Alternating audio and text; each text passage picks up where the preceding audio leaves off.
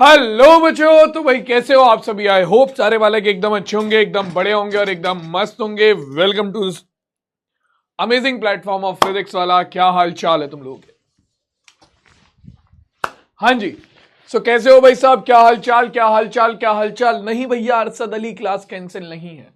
आ जाओ भाई, आ जाओ, जल्दी से आ जाओ। Hello hello hello, good evening good evening good evening good evening good evening. कैसे हैं सब? Hello Shreya, hello Aazma, hello Anam, hello Akhil, hello Faizan, hello Sanjay, hello Himanshi, hello Jay, hello Nazim, hello Ekta, hello Aryan, hello Anamika, good evening Shraddha, good evening Bhoomi, Shailendra, Vandana, Arpit, good evening Khushi, Suryansh, Shruti, hello Neha, hello Sarita, hello Akanksha, good evening good evening good evening. क्या हाल है? Kushal, Krishna, hello Mohammad Mohsis, hello hello hello hello Namra, Radhika, Janvi, hello Khushboo, hello Sophia, hello Shalini, good evening Anushka, Shiva Patel, good evening. क्या हाल है, क्या हाल है, क्या हाल चाल, क्या हाल चाल? Hello Siya, hello hello hello hello hello. हाँ जी। आज है हमारा पहला लेक्चर। किसका भाई?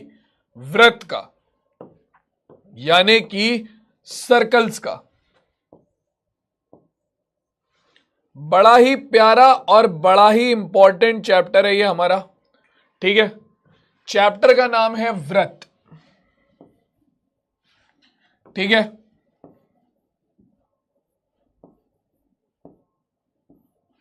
हाँ भाई। तो चलो, व्रत शुरू करने से पहले एक क्वेश्चन है मेरा तुम लोगों से। ठीक है, व्रत शुरू करने से पहले एक क्वेश्चन है मेरा तुम लोगों से। कितने बच्चों को लगता है कि व्रत और गोला एक ही चीज है? बताओ भाई, कितने बच्चों को लगता है कि व्रत और गोला एक ही चीज है?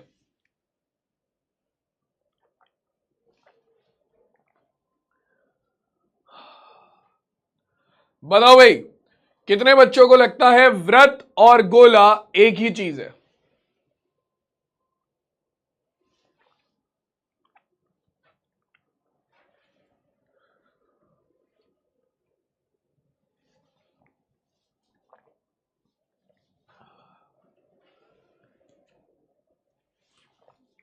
तो जितने बालक बोल रहे हैं कि व्रत और गोला एक नहीं है, रीजन बताओ क्यों नहीं है। और जितने बालक बोल रहे हैं कि दोनों एक ही चीज है, तो सुनो, नहीं है एक चीज, दोनों अलग अलग है। ठीक है, एक चीज नहीं है, दोनों दोनों अलग अलग है। लेकिन रीजन बताओ तुम लोग जो बोल रहे हैं नहीं है, वो बताओ रीजन क्यों नहीं है, दोनों एक ही चीज, अलग अलग क्यों है?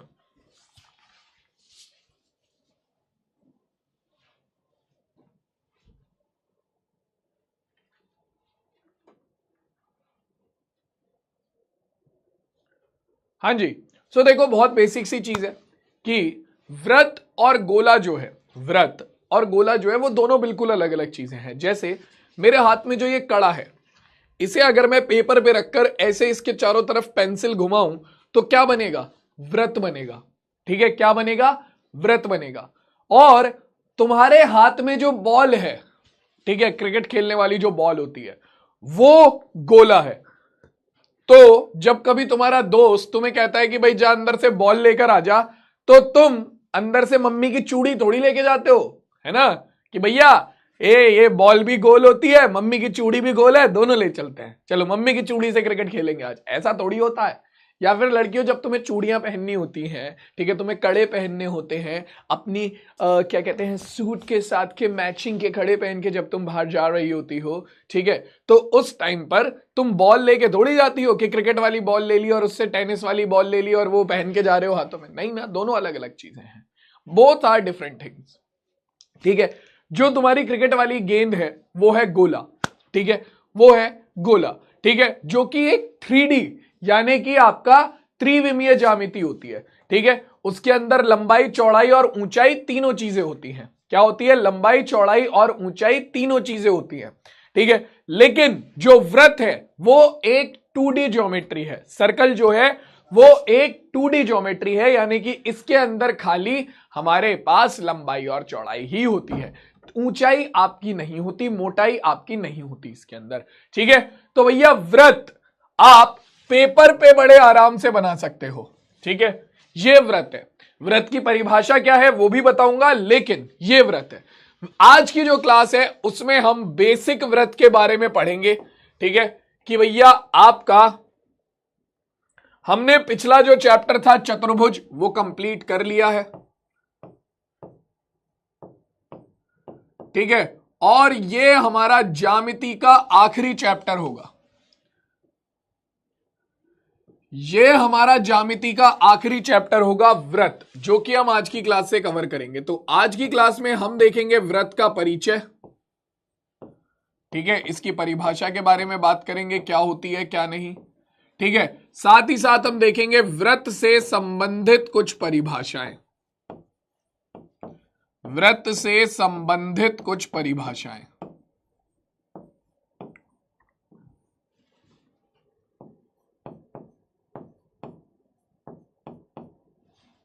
ठीक है, व्रत से संबंधित परिभाषाएं। व्रत से संबंधित परिभाषाएं। ठीक है, बहुत ही सिंपल है, बहुत ही आसान है, आराम से समझ में आएगा तुम्हें आज की क्लास में हम जो भी पढ़ेंगे। ठीक है, तो स्टार्ट करते हैं व्रत से। तो बेसिकली व्रत क्या होता है? व्रत होता है कि आपका एक फिक्स बिंदु से, परिभाषा बता रहा हूं भाई, सुनते हुए चलना। परिभाषा क्या है? अगर तुमने इस परिभाषा को अच्छे से सुन लिया तो तुम्हें व्रत समझ में आ जाएगा कि व्रत क्या है। ठीक है, भूमिका कौन सा क्वेश्चन रह गया चतुर्भुज का, बताओ मुझे। देखो मैंने इतने क्वेश्चन करा दिए हैं चतुर्भुज के कि तुम सारे क्वेश्चन कर पाओ। ठीक है, तो देखो भाई, अब पहले व्रत सुन लेते हैं। व्रत क्या होता है? तो व्रत क्या होता है? आपका किसी एक फिक्स बिंदु से, किसी एक निश्चित बिंदु से समान दूरी पर स्थित, मान लो मैं इतनी दूरी ले लेता हूं, तो आपके इस फिक्स बिंदु से, आपके इस फिक्स बिंदु से समान दूरी पर स्थित जितने भी बिंदु हैं, जितने भी बिंदु हैं, उन्हें मिलाने पर जो आकृति हमें प्राप्त होगी, उन्हें मिलाने पर जो आकृति हमें प्राप्त होगी,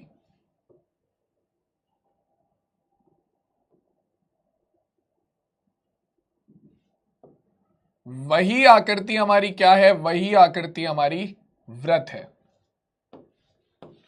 वही आकृति हमारी क्या है? वही आकृति हमारी व्रत है कि एक निश्चित बिंदु से समान दूरी पर स्थित सभी बिंदुओं को मिलाने पर जो आकृति बनेगी वो व्रत है।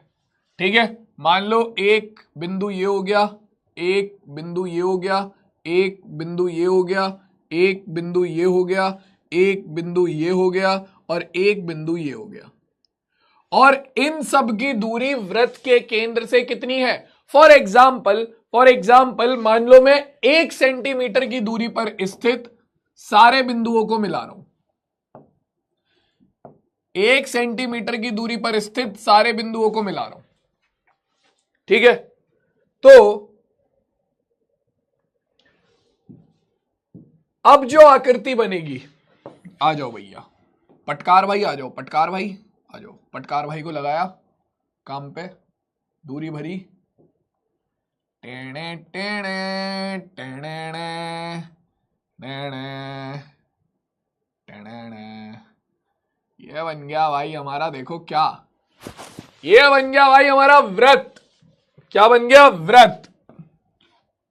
तो यहां पर हम देख सकते हैं क्या कि आपने इस निश्चित बिंदु से 1 सेंटीमीटर दूर स्थित जितने भी बिंदु थे उन सबको जब मिलाया तो आपके पास ये एक आकृति तैयार हुई। ठीक है, इसी आकृति को हम क्या बोलते हैं भैया? इसी आकृति को हम व्रत बोलते हैं। ठीक है, अब इस एक की जगह पर मैं बोल देता हूं, इस एक की जगह पर मैं बोल देता हूं आपका क्या, देखो भाई, अब मैं इसकी परिभाषा बताता हूं कि भैया आपका एक निश्चित बिंदु से समान दूरी पर स्थित सभी बिंदुओं को मिलाने पर जो आकृति प्राप्त होती है उसी को वृत्त कहा जाता है। ठीक है, ये जो निश्चित बिंदु होता है इसे कहा जाता है वृत्त का केंद्र। ठीक है, और ये जो निश्चित दूरी होती है इसे कहा जाता है वृत्त की त्रिज्या। क्या कहा जाता है भाई? वृत्त की त्रिज्या। क्या कहा जाता है? वृत्त की त्रिज्या। ठीक है, वृत्त की त्रिज्या को हम आर से दर्शाते हैं। क्यों दर्शाते हैं भैया आर से? क्योंकि इंग्लिश में इसे कहा जाता है त्रिज्या को रेडियस। ठीक है, त्रिज्या को क्या कहा जाता है? रेडियस। और रेडियस का आर दर्शाने के लिए इस्तेमाल किया जाता है स्मॉल आर। ठीक है, ठीक है भाई, ठीक है, ठीक है भाई, सबको समझ में आया? तो परिभाषा लिख लेते हैं। एक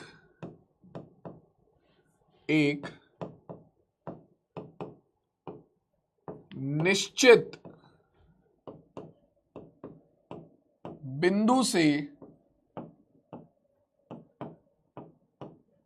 समान दूरी पर स्थित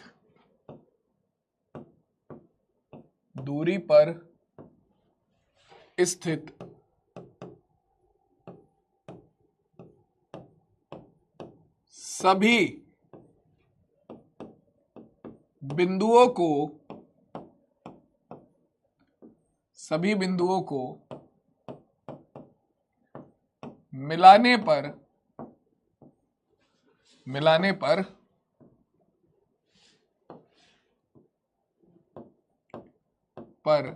वृत्त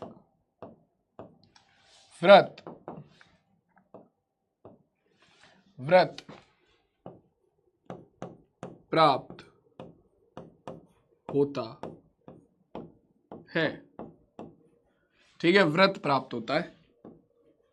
अब भैया ध्यान रखना, जो निश्चित बिंदु होता है उसे कहा जाता है वृत्त का केंद्र, और जो ये निश्चित दूरी होती है इसे कहा जाता है वृत्त की त्रिज्या। तो एक वृत्त की त्रिज्या हमेशा समान रहती है।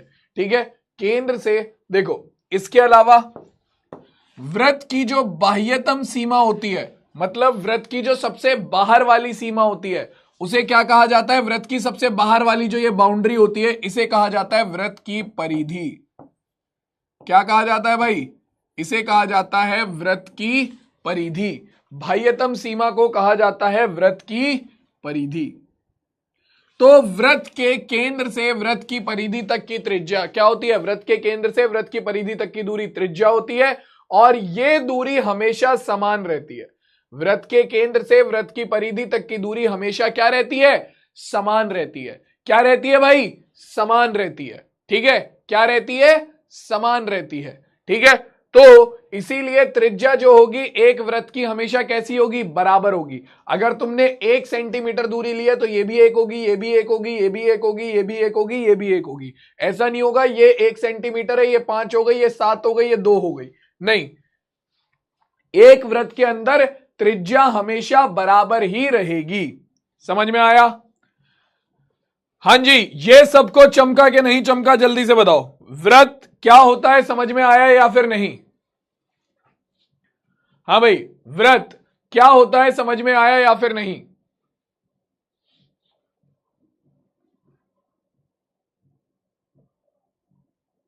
जी सर, बहुत बढ़िया। अब आ जाते हैं वृत्त से संबंधित कुछ परिभाषाओं के बारे में बात करने। वृत्त से संबंधित कुछ परिभाषाओं के बारे में बात करने। तो देखो, सबसे पहली परिभाषा तुम ऑलरेडी जान चुके हो। ठीक है, सबसे पहली परिभाषा तुम ऑलरेडी जान चुके हो, वृत्त का केंद्र। ठीक है, वृत्त का केंद्र जो आपके वृत्त के बिल्कुल ठीक बीच वाला बिंदु होगा वो आपका व्रत का केंद्र हो गया। या फिर आप बोल सकते हो कि जिस निश्चित बिंदु से समान दूरी पर स्थित सभी बिंदुओं को लेने पर व्रत बना है, वो निश्चित बिंदु व्रत का केंद्र है। दूसरा, आपको क्या पता चल चुका है? आपको पता चल चुका है कि भैया आपकी जो ये निश्चित दूरी होती है, इसे क्या कहा जाता है? इसे कहा जाता है आपका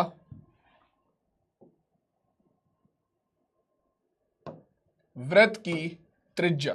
क्या कहा जाता है इसे? इसे कहा जाता है व्रत की त्रिज्या।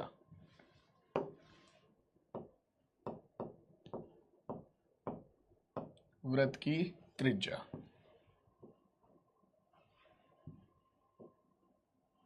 ठीक है। ये जो व्रत की बाह्यतम सीमा होती है, इसे कहा जाता है व्रत की परिधि। क्या कहा जाता है? व्रत की परिधि। अब ये बेसिक चीजें तुम्हें समझ में आ गई। इसके बाद जो अगली इंपॉर्टेंट चीज आती है वो है आपकी क्या? वो है आपकी जीवा।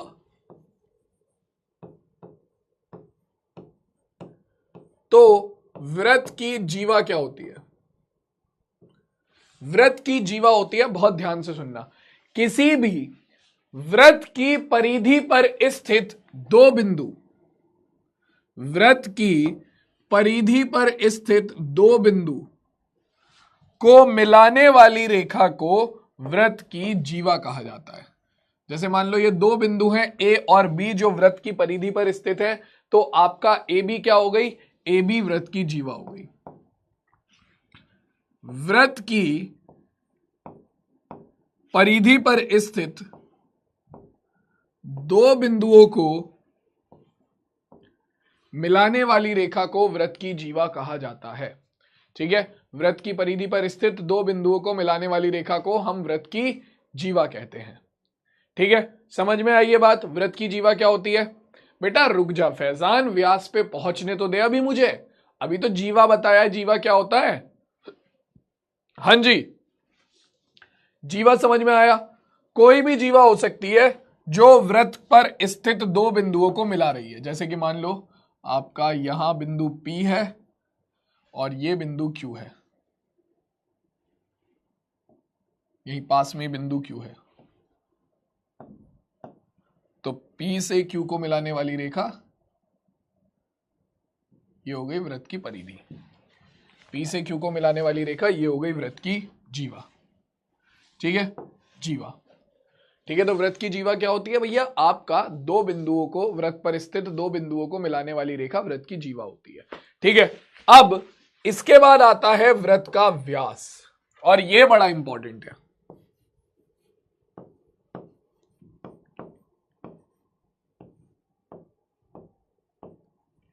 व्रत का व्यास, व्रत का व्यास जो होता है वो भी एक जीवा ही है। व्रत का व्यास जो होता है वो भी एक जीवा ही है। ठीक है, अब ये जीवा क्या है भाई? ठीक है, जीवा को बेटा इंग्लिश में कॉर्ड कहते हैं। ठीक है,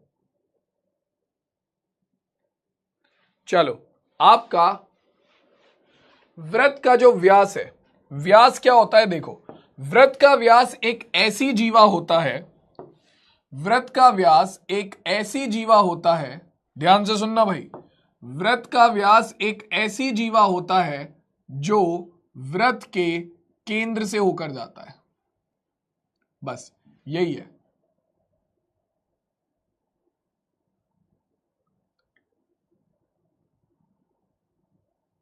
व्रत का व्यास एक ऐसी जीवा होता है, मान लो ये आपका बिंदु है आर एस। ठीक है, आर एस जीवा है। क्यों? क्योंकि व्रत पर स्थित दो बिंदुओं की, व्रत की परिधि पर स्थित दो बिंदुओं को मिला रही है, इसका मतलब आर एस जीवा है। ठीक है, लेकिन ये जो जीवा है वो व्रत के केंद्र से होकर जा रही है। ठीक है, तो व्रत का व्यास क्या होगा? व्रत का व्यास होता है वह जीवा जो व्रत के केंद्र से होकर जाती है। तो ये है आपका व्यास, ये है आपका व्यास। ठीक है, तो आपको याद रखना है वह जीवा जो वृत्त के केंद्र से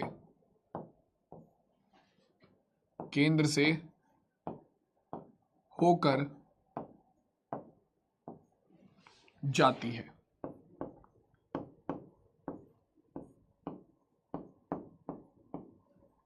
क्लियर हो गई बात? वो जीवा जो वृत्त के केंद्र से होकर जाती है।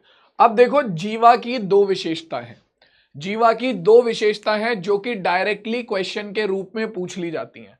ठीक है, तो सबसे पहली विशेषता जो है जीवा की वो नोट करो भाई, सबसे पहली विशेषता नोट करो जीवा की। सबसे पहली विशेषता है जीवा की कि जीवा आपकी व्यास की सबसे पहली विशेषता, व्यास वृत्त की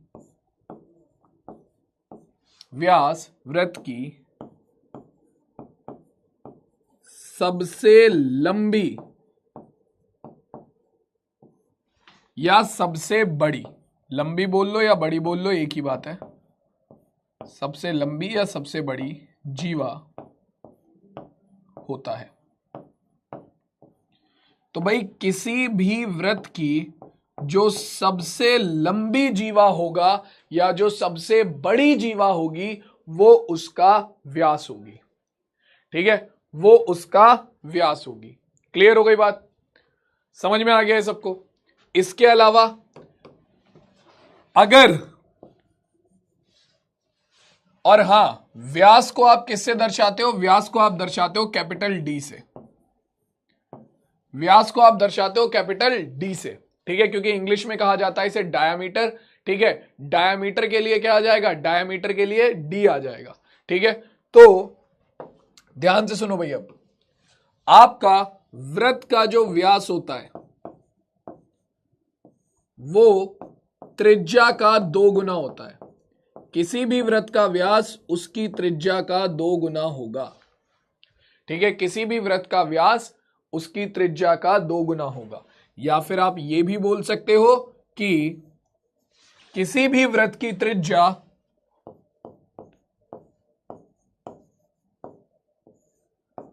उसके व्यास की आधी होगी, व्यास की आधी होगी। तो यानी कि व्यास बटे 2। तो अगर मान लो व्यास d है, ठीक है, और त्रिज्या स्मॉल r है, तो या तो d बराबर होगा किसके? या तो d बराबर होगा 2 गुणा स्मॉल r के, या फिर आपका क्या, या फिर आपका स्मॉल r बराबर होगा d बटे 2 के।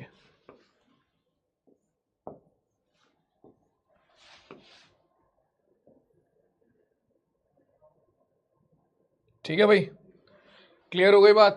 समझ में आ गया? हाँ जी, समझ में आ गया सबको? जल्दी से बताओ मुझे।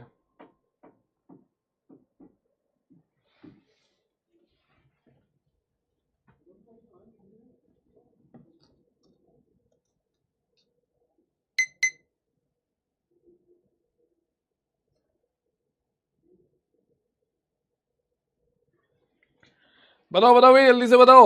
आ गया? क्लियर हो गया सबको? फिर आगे बढ़ेंगे हम।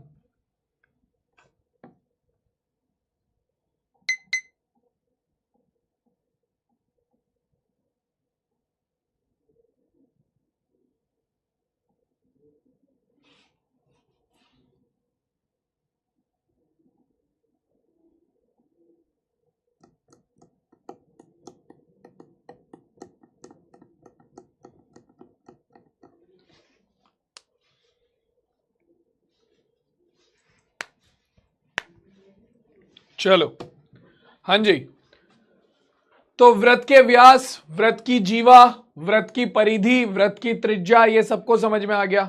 हाँ जी, ये मेजर चीजें हैं, ये मेजर चीजें हैं जो तुम्हें पता होनी चाहिए। ठीक है, चलो अब मुझे एक और बात बताओ, अब मुझे एक और बात बताओ। क्या कि अगर मान लो आपको किसी बिंदु से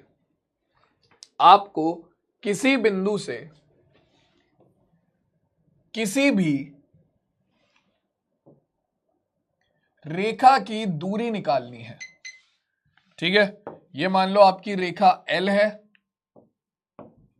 आपको बिंदु P से रेखा L की दूरी निकालनी है, तो मुझे बताओ दूरी कैसे निकालोगे ये? हाँ भाई बताओ जरा, ये दूरी कैसे निकालोगे? अगर तुम्हें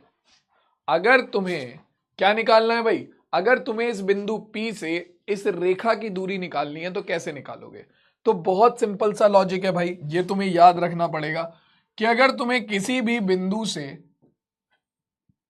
किसी रेखा की दूरी निकालनी है तो आपको उस बिंदु से उस रेखा पर एक लंब डालना पड़ेगा। क्या डालना पड़ेगा? एक लंब डालना पड़ेगा, ठीक है। और ये जो लंब की लंबाई होगी, ये जो आपके लंब की लंबाई होगी, यही बराबर होगी किसके? बिंदु P से रेखा L की दूरी के। क्योंकि इसकी अभी हमें आगे जरूरत पड़ेगी, इसीलिए मैं तुम्हें यह समझा रहा हूं। इसकी हमें अभी आगे जरूरत पड़ेगी, इसीलिए मैं तुम्हें समझा रहा हूं, ठीक है। हाँ भाई, तो बताओ मुझे, ये सबको क्लियर हो गया? हाँ जी, ये सबको क्लियर हुआ? बताओ जल्दी से, क्लियर हुआ या फिर नहीं? बताओ बताओ बताओ, क्लियर हुआ या फिर नहीं? चलो बहुत बढ़िया, तो आ जाओ, पहले मुझे एक क्वेश्चन का आंसर दो। हाँ जी, सबसे पहले मुझे एक क्वेश्चन का आंसर दो, ये डायरेक्टली तुमसे पूछा जाता है। क्या निम्न में से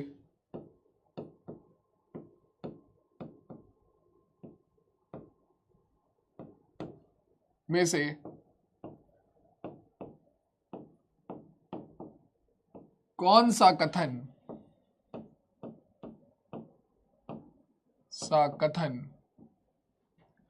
सत्य है यदि वृत्त की त्रिज्या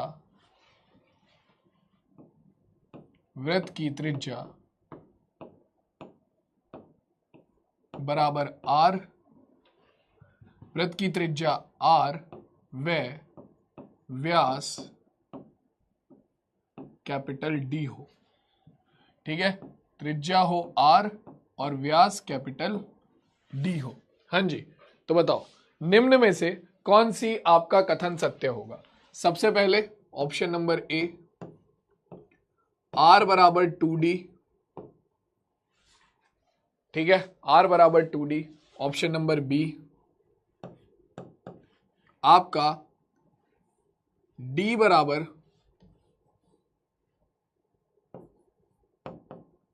r/2, ठीक है। ऑप्शन नंबर सी, आपका कितना?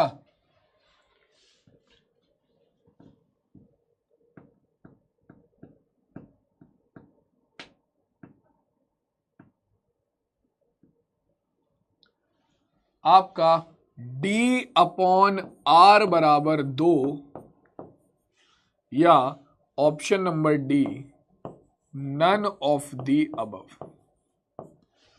हाँ भाई, कौन सा ऑप्शन करेक्ट होगा? ए, बी, सी या फिर डी? बहुत इजी क्वेश्चन है, आराम से तुम इसका आंसर दे सकते हो, बस हल्का सा दिमाग लगाना है और तुरंत इसका आंसर आ जाएगा। और ऐसा क्वेश्चन तुम लोगों के पेपर में पूछ लिया जाता है क्योंकि बहुत इजी क्वेश्चन है ये, ठीक है, बहुत इजी क्वेश्चन है। तो बताओ भाई कौन सा ऑप्शन करेक्ट है, ए, बी, सी या फिर डी? क्या लगता है तुम लोगों को, ए, बी, सी या फिर डी?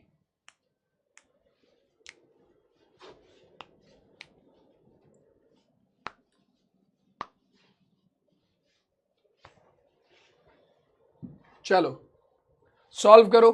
तो हम जानते हैं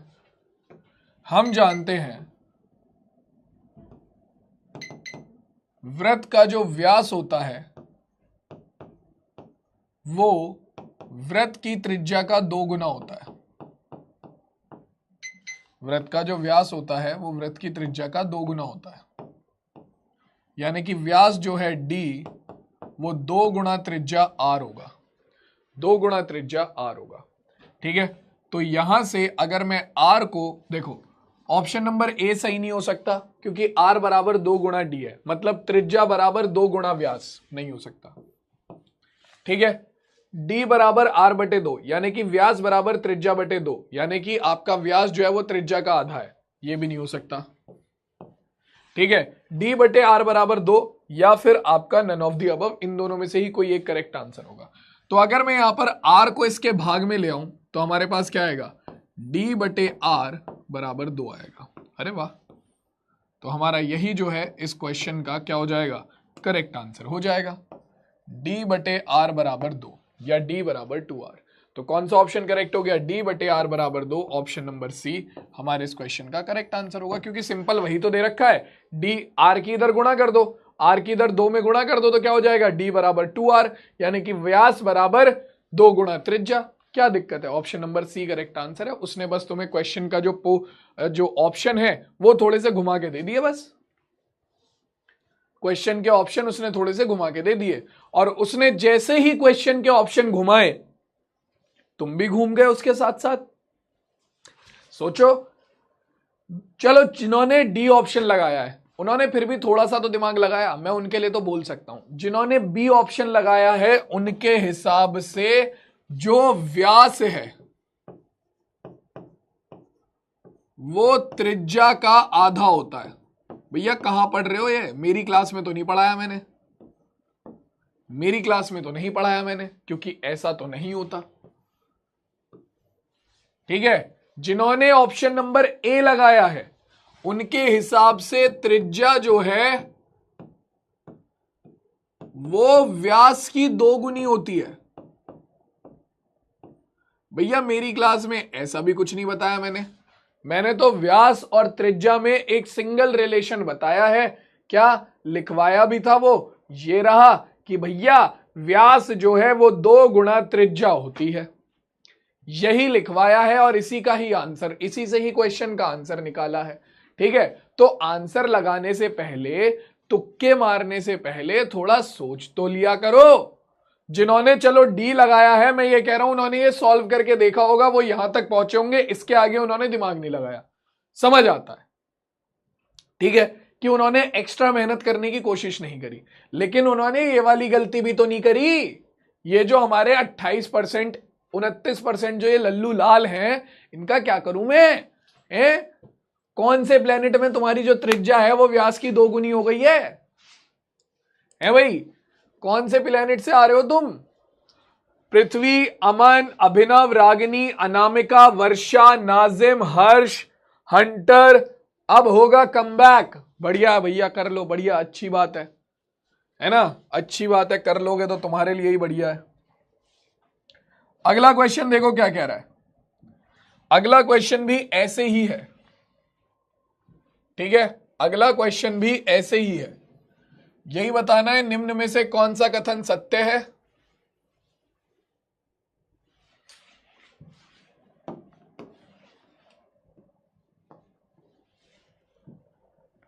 आपको बताना है निम्न में से कौन सा कथन सत्य है।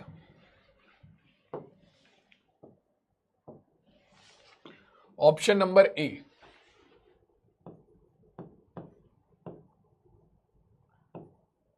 वृत्त का व्यास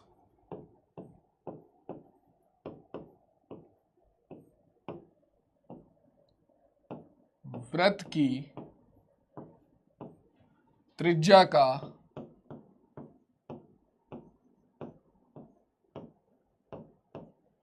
का आधा होता है।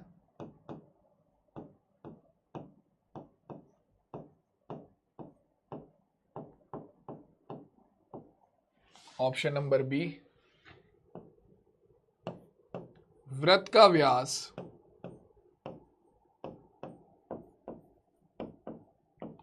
व्यास वृत्त की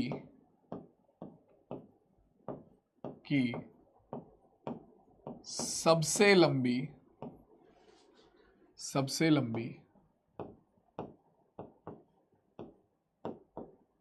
जीवा होता है।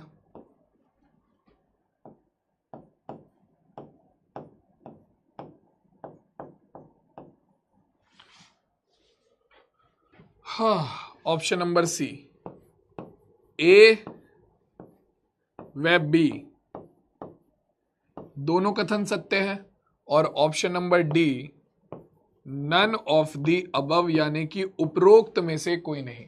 बताओ भाई। हाँ जी, उपरोक्त में से कोई नहीं। तो इन तीनों में से आपको इन दो में से बताना है कौन सा कथन सत्य है। अगर दोनों सत्य हैं तो ऑप्शन नंबर सी या फिर आपका ऑप्शन नंबर डी। बताओ भाई जल्दी से, कौन सा कथन सत्य है, ए बी सी या फिर डी। बहुत इजी क्वेश्चन है, आराम से आंसर बताया जा सकता है, जल्दी से बताओ।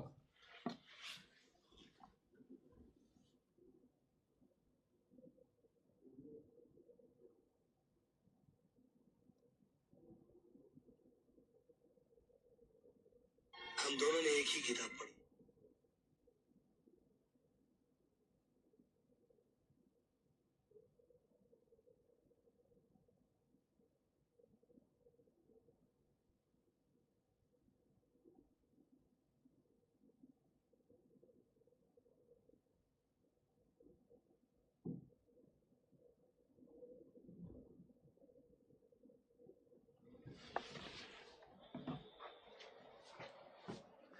हाँ भाई, तो देखो हमारा कौन सा ऑप्शन करेक्ट हो जाएगा, ऑप्शन नंबर बी कि वृत्त का व्यास वृत्त की सबसे लंबी जीवा होता है। ये इस क्वेश्चन का करेक्ट आंसर है, क्योंकि यही कथन सत्य है। वृत्त का व्यास वृत्त की त्रिज्या का आधा होता है। अबे व्यास त्रिज्या का कब से आधा होने लगा है भाई? व्यास त्रिज्या का आधा कब से होने लगा? व्यास त्रिज्या का आधा कब से होने लगा है भाई? त्रिज्या व्यास की आधी होती है भाई, त्रिज्या व्यास की आधी होती है। व्यास कब से त्रिज्या का आधा होने लगा? क्या कर रहे हो भैया तुम? व्रत पढ़ते हुए आ रहे हो, कौन सी क्लास से? छठी क्लास से व्रत पढ़ते हुए आ रहे हो। छठी, सातवीं, आठवीं तीनों क्लासेस में पढ़ा है, फिर भी ये कर रहे हो तुम हैं? अब जब ए गलत है तो सी तो सही हो ही नहीं सकता, वो तो दोनों ही सत्य बता रहा है। 71% बालकों ने सही जवाब दिया, बाकी मेरे लल्लू लाल। आर्यन कह रहा हम दोनों ने एक ही किताब पढ़ी थी। हाँ भाई, वो अभी एक शॉर्ट बनाया उस पर, तो टीम ने वही भेजा था, वही देख रहा था। कुशल, पृथ्वी, दीप्ति, सोनू, रागिनी। भाई क्या लिखा है, डेथ फैंग हंटर SKC है, इतना कूल नाम। शकल दिख गई हो अपनी, डेथ फैंग हंटर। शकल से मैच नहीं कर रहा है नाम तेरी, बिना देखे बता रहा हूं। और मैं वर्षा, सागर राजपूत, फरहान खान और रुचि। चलो भाई, हाँ जी चलो आगे बढ़े। हाथ कह रहा है डाउट चेक। लो भाई डाउट चेक कराओ, डाउट चेक। हाथ भाई डाउट ही नहीं है तुम्हारा। सर शीका क्या है? शीका क्या है? हैं? शीका तो मैंने बताया नहीं। सर एक वृत्त में कितनी त्रिज्याएं होती हैं? बेटा एक वृत्त में कितने बिंदु हो सकते हैं? बताओ, एक वृत्त में कितने बिंदु हो सकते हैं? बताओ रोहित भाई, तुम आंसर दोगे इसका, बताओ मुझे। एक वृत्त में कितने बिंदु हो सकते हैं? तो अगर मैं एक वृत्त बनाता हूं तो इस वृत्त पर अनंत बिंदु हो सकते हैं।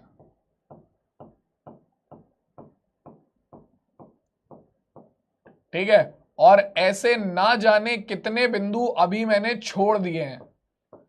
ठीक है, इन बिंदुओं के बीच में भी अभी और बिंदु होंगे, इन बिंदुओं के बीच में भी अभी और बिंदु होंगे। ठीक है, और इन जितने भी बिंदु आपके वृत्त पर हैं उन सबको केंद्र से मिलाकर क्या बनाई जा सकती है? एक त्रिज्या बनाई जा सकती है। तो भैया अब क्योंकि वृत्त पर अनंत बिंदु हैं, तो भैया अनंत बिंदुओं को केंद्र से मिलाकर अनंत त्रिज्याएं ही बनाई जा सकती हैं। तो वृत्त के अंदर तो भैया अनंत त्रिज्याएं हैं, सीधी सी बात है। ये लो भाई, तुम्हारे सामने प्रूफ ये रहा।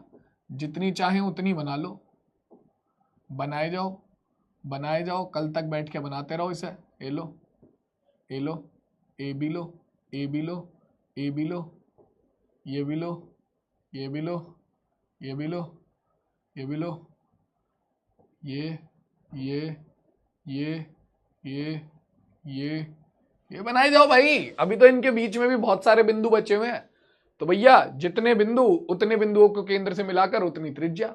तो अनंत बिंदु है, अनंत बिंदुओं को केंद्र से मिलाओगे तो अनंत त्रिज्याएं बन रही हैं। और बताओ, और सारी त्रिज्याओं की लंबाई बराबर होगी रोहित भाई, ठीक है, सारी त्रिज्याओं की लंबाई बराबर होगी। समझ में आ गया? आहत भाई अभी तो दिखाया, डाउट है ही नहीं भाई, बताओ कहां देखूं मैं, कहां से देखूं? अनुष्का का डाउट आ गया, सर जी चाप क्या होता है? अनुष्का आ रहा हूं, अभी मैं चाप पर भी आ रहा हूं, रुक जाओ, वेट करो वेट करो, आ रहा हूं चाप पर। चाप क्या होता है उस पर भी आ रहा हूं, वृत्तखंड क्या होता है उस पर भी आ रहा हूं, और आपका क्या नाम है त्रिज्या खंड क्या होता है उस पर भी आ रहा हूं। ठीक है, आ जाओ भाई। अब देखो, अब जब आप किसी भी वृत्त में एक जीवा बनाते हो, क्या बनाते हो? किसी भी वृत्त में जब आप एक जीवा बनाते हो, ठीक है, किसी भी वृत्त के अंदर अगर आप एक जीवा बना रहे हो, मान लो ये जीवा बनाई मैंने, ठीक है, जीवा,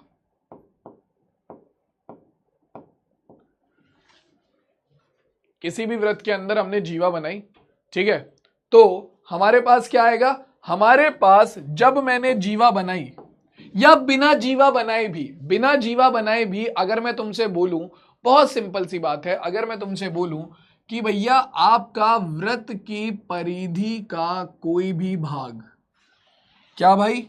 वृत्त की परिधि का कोई भी भाग, वृत्त की परिधि का कोई भी भाग, वृत्त की परिधि का कोई भी भाग क्या होता है भाई?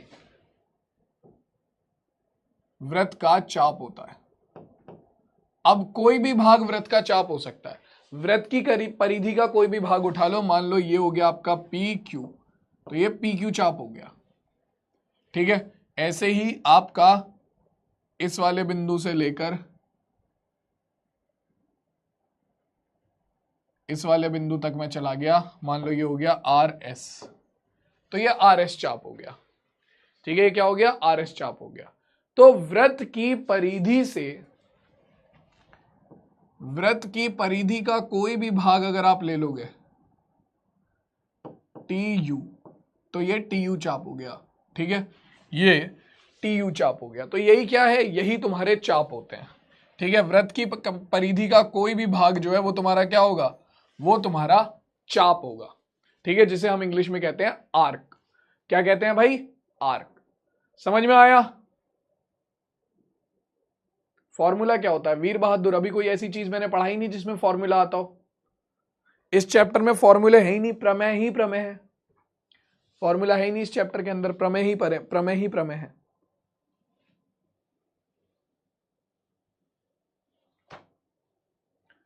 हाँ भाई, क्लियर हो गया? क्लियर हो गया? जल्दी से बताओ भाई।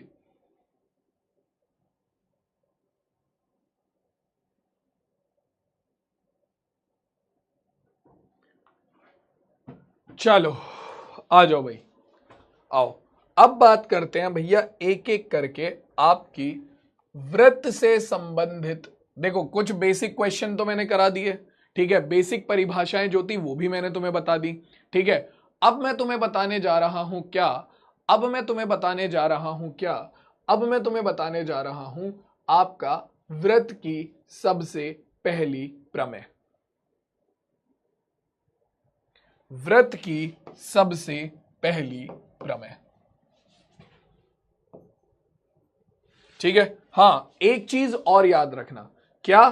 कि किसी एक बिंदु पर बनने वाला कोण कितना होता है भाई? किसी एक बिंदु पर बनने वाला कोण 360 डिग्री का होता है, ये तो सबको पता है, ये तो सबको पता है। तो वृत्त के केंद्र पर जो कोण बनता है वो कितने डिग्री का बनता है? 360 डिग्री का बनता है। कितने डिग्री का बनता है? 360 डिग्री का बनता है, ठीक है। समझ में आ गया? आ जाओ। अनन्या, फॉर्मूला होता है बेटा, किस चीज का फॉर्मूला होता है ये तो बता दो मुझे, किस चीज का फॉर्मूला पूछ रहे हो बेटा? एरिया और तुम्हारा क्या कहते हैं परिमाप, उसकी इस चैप्टर में जरूरत नहीं पड़ेगी, ठीक है, उसकी इस चैप्टर में जरूरत नहीं पड़ेगी, इसीलिए वो नहीं बताया है, ठीक है। पृष्ठीय क्षेत्रफल आयतन में वो आएगा, ये लो, तुम्हें लिखना भी है तो लिख लो, ठीक है। तुम्हारा मन है कि भैया तुम्हें चाहिए कि सर बता दो बता दो बता दो, तो ये लो भाई। तो देखो, अगर यदि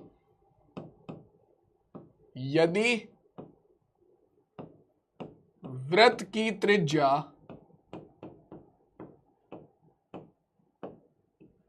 बराबर है r के, तो अगर वृत्त की त्रिज्या r के बराबर है तो वृत्त का परिमाप या वृत्त की परिधि, परिधि बोलो या परिमाप बोलो, परिधि बोलो या परिमाप बोलो, कितना होगा? वृत्त की परिधि या वृत्त का परिमाप, ये बराबर होगा 2 पाई r के, ठीक है। जहां पर पाई का मान क्या होता है? पाई का मान होता है 22/7 या 3.14, और तुम्हारा r क्या होता है? r वृत्त की त्रिज्या होती है, ठीक है। वृत्त की परिभाषा, वृत्त के चाप की बढ़िया सी परिभाषा बेटा, परिधि के किसी भी भाग को, वृत्त की परिधि के एक भाग को वृत्त का चाप कहा जाता है, बढ़िया परिभाषा, ये ले और बता, ठीक है। और दूसरा सूत्र आता है वृत्त का क्षेत्रफल, मतलब वृत्त की ये जो परिधि है इसके अंदर कितना भाग वृत्त कवर कर रहा है उसे बोलते हैं वृत्त का क्षेत्रफल, और इसका सूत्र होता है भैया कितना? इसका सूत्र होता है आपका पाई r स्क्वायर, ठीक है, पाई r स्क्वायर। ये लो भाई, इस चैप्टर में तुम्हें बहुत ही कम जगह इसकी जरूरत पड़ेगी, पड़ेगी ही नहीं, जरूरत ना के बराबर जरूरत पड़ेगी, ठीक है, इसीलिए मैं नहीं बता रहा था, ठीक है। जहां पाई का मान आपको 22/7 या पाई बराबर 3.14 रखना होता है, ठीक है। और तुम ये जानते हो कि ये दोनों पाई के असली मान नहीं है, तुमने पढ़ा है पहले चैप्टर में, पढ़ा है संख्या पद्धति में कि ये दोनों पाई के असली मान नहीं है, क्योंकि पाई तो अपरिमेय संख्या है, ये दोनों पाई के निकटतम मान है, जानते हो ये तुम, ठीक है, अच्छे से पता है तुम्हें। चलो भाई, तो अब देखो सबसे पहली प्रमेय आती है यहां पर हमारी, क्या?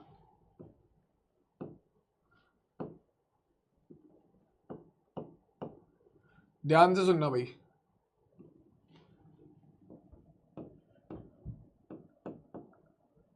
समान लंबाई की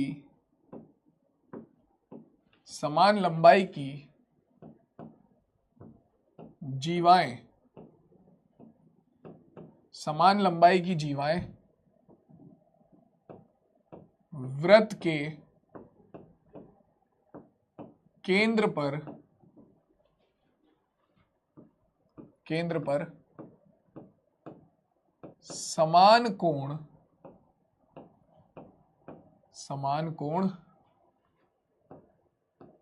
बनाती हैं। यह है सबसे पहली प्रमेय। इस प्रमेय का मतलब क्या है कि अगर मान लो तुम्हें एक वृत्त दिया गया है, वृत्त के अंदर उसका केंद्र दिया गया है, ठीक है, और दो जीवाएं दी गई हैं, कोई सी भी दो जीवाएं दी गई हैं, मान लो ये रही एक जीवा, ठीक है, और ये हो गई जीवा ए बी,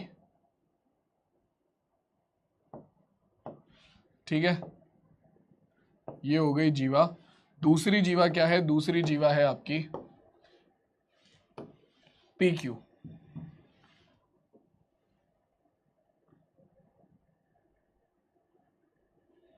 दूसरी जीवा है आपकी पी क्यू।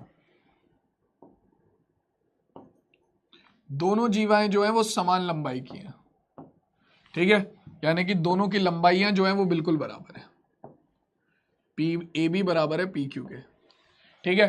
तो ये प्रमेय कहती है कि अगर ये दोनों लंबाइयां बिल्कुल बराबर हैं, ये दोनों जीवाएं बिल्कुल समान लंबाई की हैं, ठीक है, ये दोनों जीवाएं बिल्कुल समान लंबाई की हैं, तो अगर इन दोनों जीवाओं से केंद्र पर कोण बनाया जाए, मतलब कि पहला कोण ए बी से मान लो कोण बनाया गया, कौन सा, केंद्र है हमारा O, केंद्र को नाम दे दो O, तो ए बी से बनाया गया कोण कौन सा, ए बी जीवा से बनाया गया कोण, कोण AOB, ए बी जीवा से बनाया गया कोण, कोण AOB,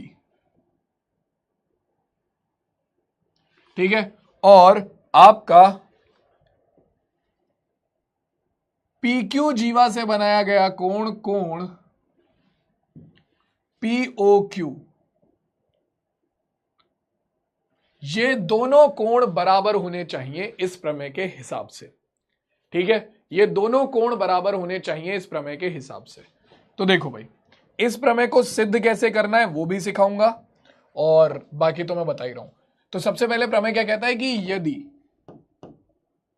यदि आपका ए बी जीवा बराबर है PQ के, ठीक है, तब इस प्रमेय के हिसाब से यह होना चाहिए कि केंद्र पर बना कोण AB द्वारा केंद्र पर बना कोण AOB और PQ द्वारा केंद्र पर बना कोण POQ दोनों बिल्कुल बराबर होंगे। ये आपकी प्रमेय है। हां जी, प्रमेय समझ में आई सबको? प्रमेय समझ में आई सबको कि भैया दो समान लंबाई की जीवाएं या दो से ज्यादा जीवाएं भी अगर समान लंबाई की हैं, दो से ज्यादा जीवाएं भी समान लंबाई की हैं, तो वो केंद्र पर समान कोण बनाएंगी। अब इसे सिद्ध कैसे करना है? तो इसे सिद्ध करने के लिए पहले तुम सारी चीजें मानोगे, तो मानो भाई, माना केंद्र O वाले वृत्त में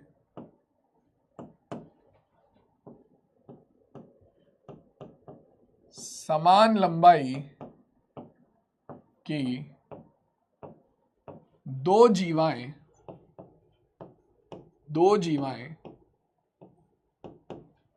ए बी व PQ हैं। तो हमें यह दे दिया गया है कि हमारी दोनों जीवाएं जो है वो बराबर है, समान लंबाई की दो जीवाएं हैं, दोनों बराबर है, हमने ये मान लिया। सिद्ध क्या करना है भाई? सिद्ध करना है कि ये जो कोण बनाएंगी वो बराबर होगा। सिद्ध करना है क्या? कि ये जो कोण बनाएंगी वो बराबर होगा। आपका कोण AOB बराबर होगा कोण POQ के। कोण AOB बराबर होगा कोण POQ के। तो अब ये सिद्ध करने के लिए हम क्या करेंगे? उपपत्ति पे आ जाओ भाई, उपपत्ति पे आ जाओ। तो उपपत्ति कैसे करेंगे इसकी, यानी कि इसका प्रूफ कैसे होगा भाई? इसके लिए तुम क्या करोगे? इसके लिए तुम दोनों त्रिभुज ले लोगे। यहां पर अगर तुम देखोगे तो तुम्हारे सामने क्या बन रहे हैं? त्रिभुज बन रहे हैं। एक तो बन रहा है AOB और दूसरा बन रहा है POQ। ये दोनों त्रिभुज ले लो और इन दोनों त्रिभुजों को सर्वांगसम सिद्ध कर दो। अगर ये दोनों त्रिभुज सर्वांगसम सिद्ध हो गए तो तुम CPCT से, सर्वांगसम त्रिभुजों के संगत भागों से लिख दोगे कि कोण AOB बराबर होगा कोण POQ के। तो बस करो भाई इन्हें सर्वांगसम सिद्ध। तो ले लो भैया दोनों त्रिभुज, त्रिभुज AOB व त्रिभुज POQ में सबसे पहली चीज जरा ध्यान से देखो, आराध्या बहुत बढ़िया। सबसे पहली चीज आपका AO बराबर है किसके? PO के। क्यों है भाई? क्यों है भाई? ये भी वृत्त की त्रिज्या है और ये भी वृत्त की त्रिज्या है, और एक वृत्त की त्रिज्या हमेशा बराबर होती है, ठीक है। आपका AB बराबर है PQ के। क्यों है भाई? क्योंकि क्वेश्चन में दिया, मतलब हमें दिया हुआ है, हमने माना है ये। और तीसरा आपका OB बराबर है किसके? आपका OQ के। क्यों है भाई? क्योंकि OB भी वृत्त की त्रिज्या है, OQ भी वृत्त की त्रिज्या है। तो बस हो गया हमारा काम। आपका AO बराबर PO, ठीक है। आपका BO बराबर QO, ठीक है, ये दोनों क्यों हैं? क्योंकि वृत्त की त्रिज्याएं हैं, एक ही वृत्त की त्रिज्याएं, और एक ही वृत्त की त्रिज्याएं हमेशा बराबर होती हैं। ठीक है, चाहे कितनी ही त्रिज्याएं ले लो वो सब बराबर ही होंगी। ठीक है, एक ही वृत्त की त्रिज्याएं हमेशा बराबर होती हैं। इसके बाद आपका ए बी बराबर आ गया पी क्यू के। ठीक है, समान लंबाई की जीवाएं दिया है, तो एक त्रिभुज की तीन भुजाएं जब दूसरी त्रिभुज की तीन भुजाओं के बराबर हो जाती हैं तो कौन सी कसौटी लगती है भाई? एक त्रिभुज की तीन भुजाएं दूसरी त्रिभुज की तीन भुजाओं के बराबर है, तो सीधा हमारे पास क्या आ गया? S S S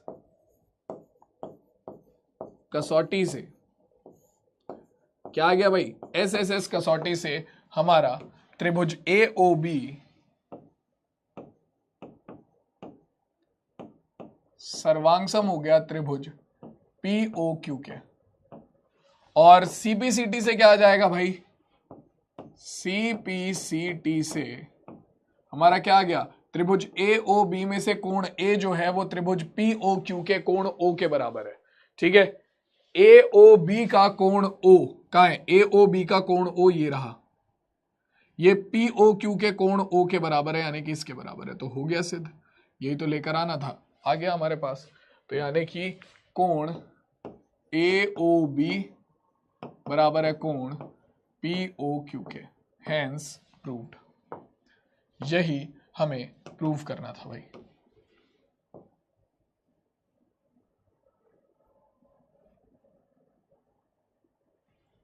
hence proved. ठीक है, और ये हमारी प्रमेय जो है वो सिद्ध हो चुकी है।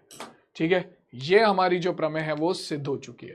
ठीक है, कि भैया समान जीवाओं की लंबाई, मतलब समान लंबाई की जीवाएं केंद्र पर समान कोण आंतरित करती हैं, यानी कि केंद्र पर समान कोण बनाती हैं। ठीक है भाई,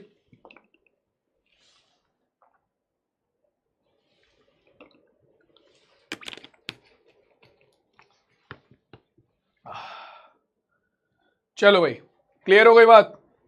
लीडर बोर्ड देख लो अपना एक बार, ये रहा leaderboard. Prithviraj Kumar, Aman Kumar, Abhinav Trivedi, Ragini Maurya, Varsha Pal, Nazim Hussain, hunter F F, Harsh Patel, Anuj Pratap Singh, Ramroop Yadav. बढ़िया भाई, चलो। अरे क्या बात है साक्षी, 70 में से 62 आए हैं, बहुत बढ़िया बहुत बढ़िया बहुत बढ़िया। हाँ जी, हैंड प्रूव नहीं, हैंड्स प्रूव इति सिद्धम। चलो भाई, अब अगली प्रमेय अगली क्लास में करेंगे। इस प्रमेय का बिल्कुल उल्टा है, क्या? कि केंद्र पर समान कोण बनाने वाली जीवाएं लंबाई में बराबर होती हैं। मतलब अभी तुमने सिद्ध किया कि जिन जीवाओं की लंबाई बराबर होती है वो केंद्र पर समान कोण बनाती है। इसका उल्टा भी सच है कि जो जीवाएं केंद्र पर समान कोण बनाती हैं उनकी लंबाइयां बराबर होती है। ठीक है, और वो तुम खुद से एक बार ट्राई करके देखना, ठीक है, कैसे होगा? वो होगा SAS सर्वांग समता कसौटी से। उसमें दिया हुआ है क्या कि ए बी केंद्र O पर जो कोण बनाती है AOB, और PQ जो केंद्र O पर कोण बनाती है POQ, वो बराबर है। और तुम्हें सिद्ध क्या करना है? तुम्हें सिद्ध करना है AB बराबर PQ। तो तुम क्या करोगे? फिर वही त्रिभुज लोगे AOB POQ। इसमें क्या दिखाओगे? AO बराबर PO के, OB बराबर OQ के, और कोण AOB बराबर कोण POQ दिया हुआ है। तो ASA सर्वांग समता कसौटी से दोनों त्रिभुज सर्वांग सम हो जाएंगे, और जैसे ही SAS सर्वांग समता कसौटी से दोनों त्रिभुज सर्वांग सम हो जाएंगे, और जैसे ही सर्वांग सम हुए तो CPCT से तुम लिख दोगे कि भैया सर्वांग सम त्रिभुजों के संगत भाग बराबर होते हैं, यानी कि AB बराबर होगा PQ के। Hence proved. चलो जी, क्लियर हो गई बात? समझ में आ गया? हाँ जी, समझ में आ गया।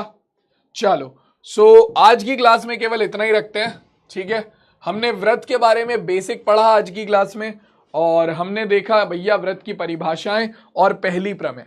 कल की क्लास में हम प्रमेयों को कंप्लीट करेंगे, ठीक है। हाँ, जो जागृति वो SAS से ही होगा, ठीक है। अगली क्लास में हम और क्वेश्चन सॉल्व करेंगे और बाकी के प्रमेयों को सिद्ध करेंगे, ठीक है। तो चलो भाई, अब हम मिलेंगे सीधा नेक्स्ट क्लास में, जहां पर हम बात करेंगे व्रत की आगे की प्रमेय के बारे में। तब तक के लिए अपना ध्यान रखो, पढ़ाई लिखाई करते रहो।